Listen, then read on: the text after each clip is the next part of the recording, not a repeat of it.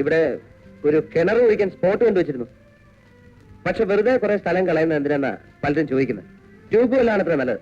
പക്ഷെ ഈ ട്യൂബ് വെല്ലിന്റെ പാർട്ടീസിനെ നമ്മൾ തമിഴ്നാട്ടിൽ നിന്ന് ഇമ്പോർട്ട് ചെയ്യണം. അതാ പ്രശ്നം. എന്താ പറയാനുണ്ടെന്ന് പറഞ്ഞത്? ഇതൊക്കെ തന്നെ.